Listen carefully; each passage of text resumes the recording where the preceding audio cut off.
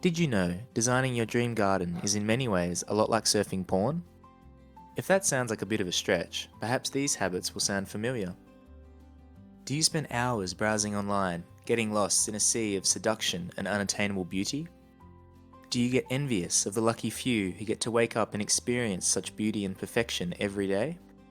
Do you start to think you could convince your partner to try something similar in your backyard? And do you imagine yourself in such a setting with no idea of where, who, what, or how you got there? As though you just magically appear and thoroughly enjoy it? If this sounds like you, this video is exactly what you need to see. Before you make costly and time-consuming mistakes with your garden. This post is an introduction to a short series on using images as inspiration for your garden design. Each post will focus on one key tip to make you more aware of what you don't know about the context of the image. This can have a big influence on how you use the image to generate your own ideas and plans for your garden. If you're sick of looking at your drab, boring, tired, messy, looks like a bomb hit at garden or backyard, then the internet is overflowing with garden design ideas, tips, tricks, and solutions suitable for every person in every possible situation. Unfortunately, many of these images are about as useful to the budding designer as a pair of heels at a boot camp. Pretty to look at, but completely impractical and only likely to cause you pain and suffering if used incorrectly. Millions of people spend thousands of hours wading through millions of images, sifting through sites like Pinterest, Houzz, Instagram and Facebook, not to mention the usual magazine sites or blogs. You end up wasting time dreaming of what could happen rather than spending time making it happen. Have a look at the following short clip on courtyard designs. It's part of a beautiful collection of small courtyards put together by Greg Stamate.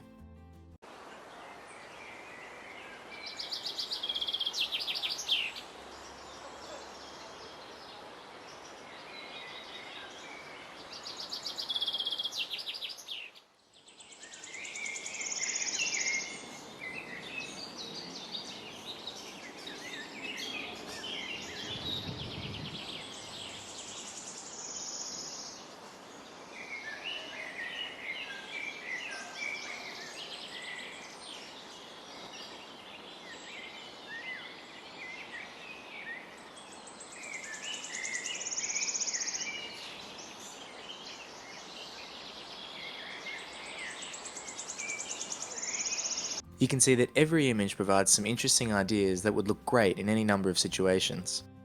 Unfortunately, all they are is images, giving no information about the design other than a fleeting single viewpoint.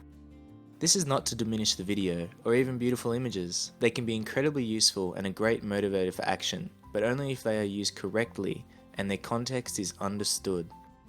If you really want to discover how to make progress with your backyard or garden design, be it the whole thing or just a small section, you can still maintain your inspirational image surfing addiction.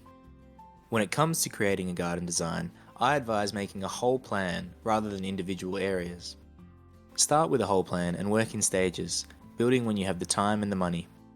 You need to learn how to use images in a way that helps you choose what you like and combine it with your local climate and environment.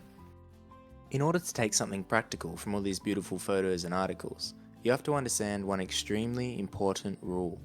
Context is everything. So, what does this mean?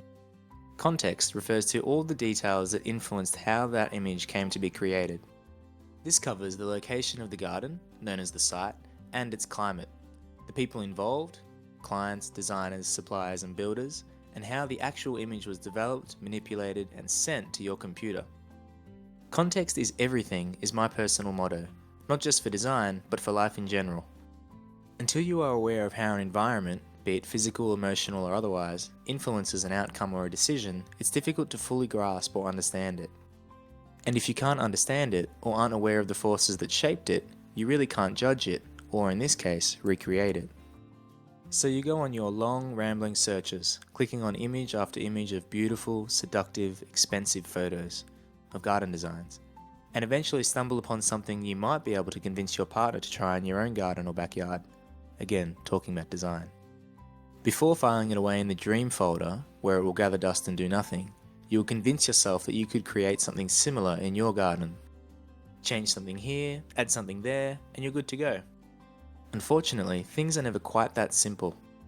Without knowing the context around the image, who was involved, where it is located, and how the design, garden, and even photo itself were developed, it can be very difficult to plan something similar to the image you are using as inspiration.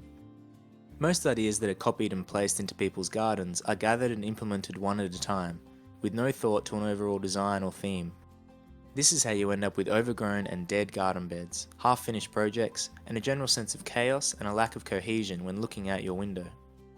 If you get how context shapes and informs a design, and how the image you are viewing is a single snapshot of an overall story, you will be in a much better position to look at photos, make decisions about what can and can't work, and begin to see the similarities and differences between your garden and theirs.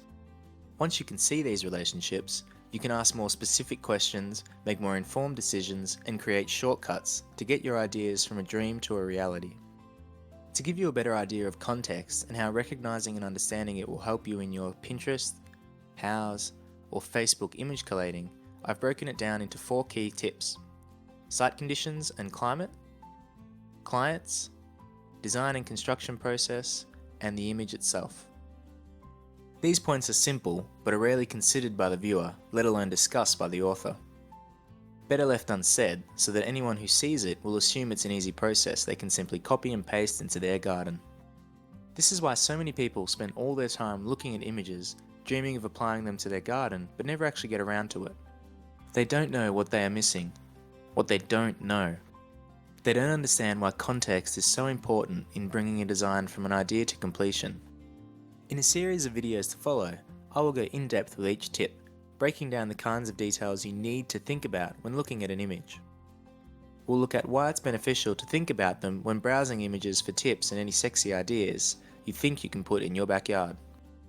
Each video will have a take action tip designed to help you get started on your garden design. Follow each tip after watching this video, and in no time you will be a master at determining exactly what you like in an image and how to use it. So take action. Find an image you would love to replicate in your garden.